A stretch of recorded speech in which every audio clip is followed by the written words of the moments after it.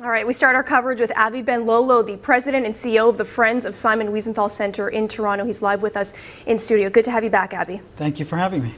This is, by all accounts, a very fragile truce. Are you optimistic? Are you confident in it? Well, we always try to be optimistic. Certainly, Israel, it's shown its reservation and patience with Hamas, considering the barrage of rockets. I, for one, believe that the ceasefire will not hold very long, considering who the players are. Hamas, of course, is a radical Islamic organization bent on the destruction of the State of Israel.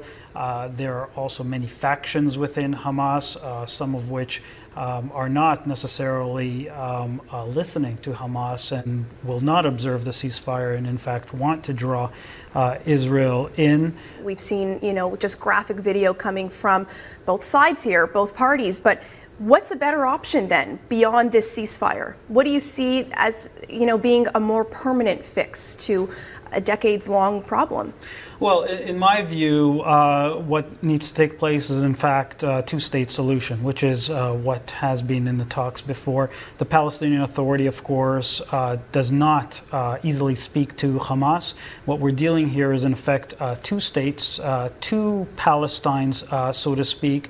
Hamas, basically, the Gaza needs to be cleared of Hamas. The Palestinian Authority has to have control of the territory, have it a contiguous landmass that can serve as a Palestinian state that will live peacefully with the modern state of Israel.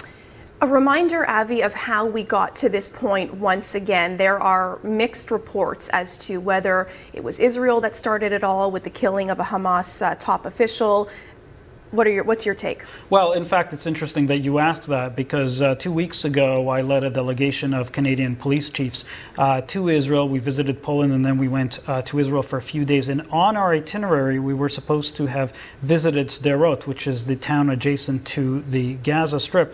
And we had to divert the trip because, guess what? Missiles were raining down on Israel. So these missiles have been coming down on Israel well before the assassination of the Hamas commander, and the assassination was a reaction by Israel to curtail the missiles. And so, for anyone who claims that Israel started it, they're absolutely wrong. Glad to have you with us. Thank you for having me. Avi Ben-Lolo is the president and CEO of the Friends of Simon Wiesenthal Center in Toronto.